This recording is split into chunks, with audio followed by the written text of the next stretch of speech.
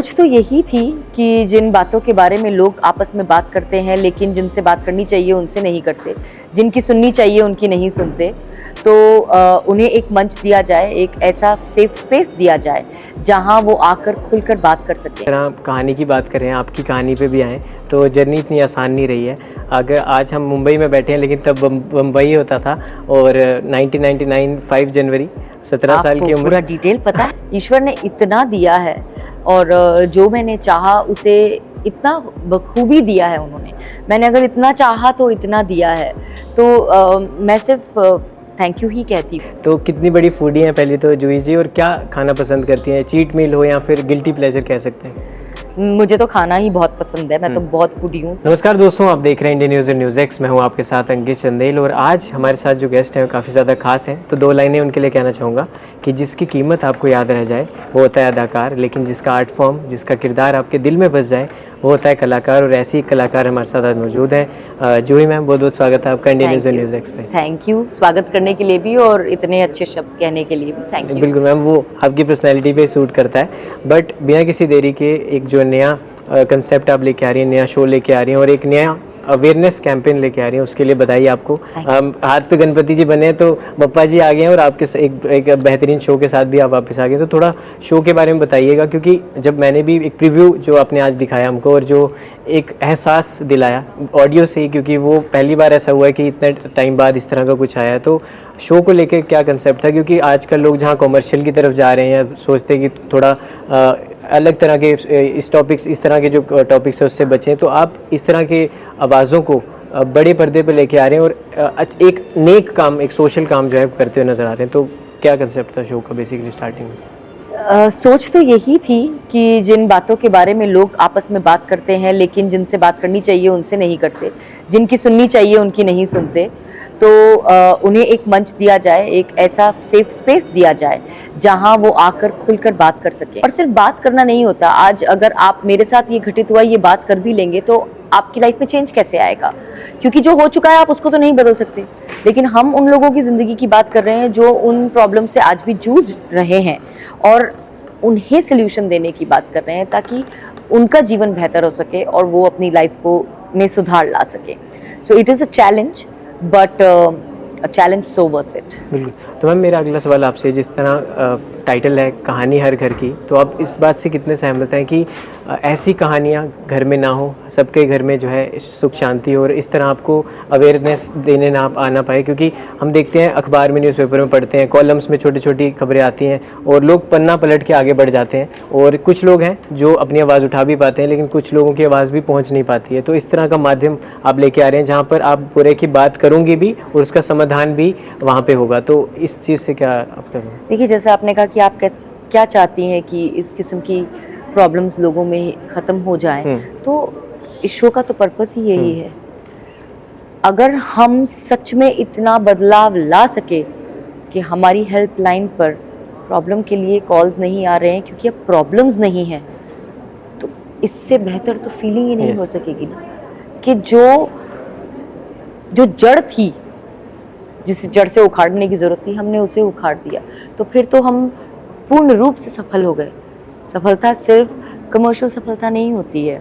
अगर आप जो बीड़ा उठा रहे हैं, अगर वो आप कर पाए तो उससे बड़ी तो सफलता कोई हो ही नहीं सकती। वी रियली होप कि सच में ऐसा समय आए जब हमें ये बोला जाए कि हमें कॉल आए उस हेल्पलाइन पे, पर ये बताने के लिए कि आप लोगों ने इतने सारे केसेस सॉल्व कर दिए हैं कि अब सच में प्रॉब्लम्स नहीं है। हाँ, और तो वो सुखद दिन देखने के लिए ही ये शो बनाया है। बिल्कुल, वो कहते हैं ना कि लेटर बॉक्स में जब कंप्लेन आना बंद हो जाए तो समझ लो आपने अपना काम कर तो दिया। जैसे जब आप लोग थे और मैं आपसे मुखातिब हो रही थी, तो मैंने ये बात कही कि जब से हमने ये हेल्पलाइन नंबर लोगों से शेयर किया है तब से नॉन स्टॉप कॉल्स आ रहे हैं। तो ये सच में आधे घंटे के अंदर से कॉल्स आने शुरू हो गए थे जब से ये हेल्पलाइन नंबर हमने लोगों को बताया था। एंड ये अच्छी बात है कि कॉल आ रहे थे क्योंकि लोग शो पर आना चाहते हैं, लेकिन ये कोई खुशी की बात नहीं है। और ये बात तब भी इसीलिए कही गई थी कि ये दुख की बात है कि इतने सारे लोग हैं जिन्हें ज़रूरत है आज भी। पर ठीक है, हम अब जब बीड़ा उठाया है तो उसे पूरी तरह से निभाएंगे, पूरी ईमानदारी से निभाएंगे, ताकि सच में ऐसा एक सूरज उगे किसी दिन जब किसी भी औरत को यह ना कहना पड़े कि मुझे ये प्रॉब्लम है, किसी मर्द को यह ना कहना पड़े कि मेरे घर में ये प्रॉब्लम है, और सब खुशहाल जीवन जी सकें। बिल्कुल मैम, जिस तरह कहानी की बात करें, आपकी कहानी पे भी आएँ तो जर्नी इतनी आसान नहीं रही है। अगर आज हम मुंबई में बैठे हैं, लेकिन तब बम्बई होता था, और 1999 5 जनवरी 17 साल की आपको उम्र पूरा डिटेल पता है? पूरा जब 17 साल की उम्र में आप 5,000 रुपये लेके आए थे बम्बई में, और फिर चाहे वो डबिंग करना हो, चाहे छोटे छोटे बाकी चीज़ों में, डेली शोज में हिस्सा लेना हो, और स्टार्टिंग के जो इनिशियल डेज से उसमें से आज जहाँ इंटरनेशनल फ़ैन फॉलोइंग है, लोग आप 4 से 5 लगातार टाइटल रोल करना, बैक टू बैक OTT, वो सारी चीज़ें, तो ये जो रोलर कोस्टर रहा है आपकी ज़िंदगी में, अभी भी जो चल रहा है, कोई हसल कभी ख़त्म नहीं होती, तो किस तरह देखते हैं जर्नी को? मैं इतनी ग्रैटिट्यूड हूँ कि मेरे पास कोई शिकायतें ही नहीं है। ईश्वर ने इतना दिया है, और जो मैंने चाहा उसे इतना बखूबी दिया है उन्होंने। मैंने अगर इतना चाहा तो इतना दिया है, तो मैं सिर्फ थैंक यू ही कहती हूँ। इस शो के लिए भी आपने मुझे सुना होगा जब शुरू में सब बात कर रहे थे कि मैंने कहा कि आई मैनिफेस्टेड दिस शो, तो सच में ये मेरी सोच यही थी कि मैं ऐसा कुछ करना चाहती हूँ। तो ईश्वर ने, मैंने सोचा इतना, उन्होंने इतना बड़ा करके मुझे इस शो के रूप में वो करने का मौका दिया जो मैं इतने समय से करना चाह रही थी।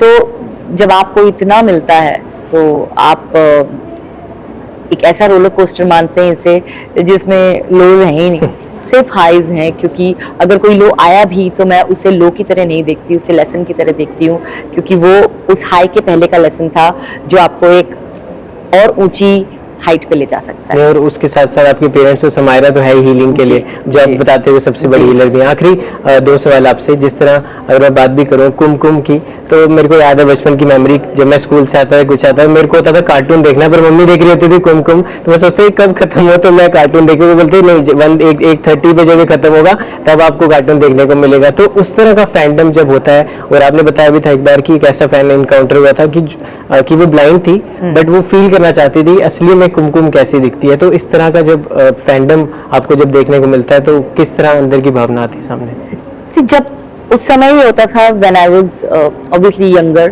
तो that's why I said younger.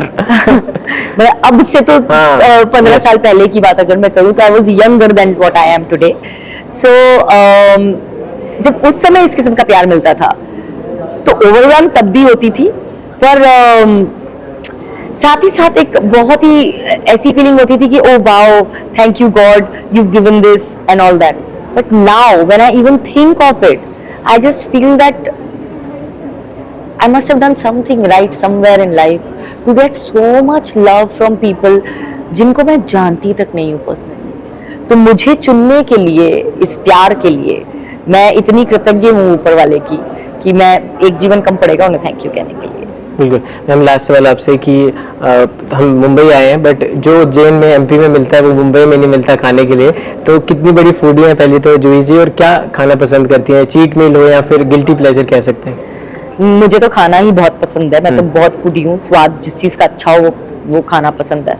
And मुझे चाट और चटकारे वाली चीज़ बहुत पसंद है, तो वो खाता पसंद करती हूँ, अचार पसंद है। Okay, thank you so much Juhi ma'am. एक बार अपने फैंस के लिए हमारे माध्यम से अपील कर दीजिए, 1 सितंबर से जिस तरह शो आ रहा है, बट आप एक बार अपील कर दीजिए फैंस के लिए। आप सभी को कहना चाहूंगी कि एक ऐसा शो आ रहा है जो शायद आपने पहले कभी नहीं देखा होगा, और ये सिर्फ शो नहीं है, ये सच में लोगों का जीवन वो आपके सामने रखेंगे और आपको पता चलेगा कि कितनी मदद की जरूरत है आज भी जाने कितने लोगों को।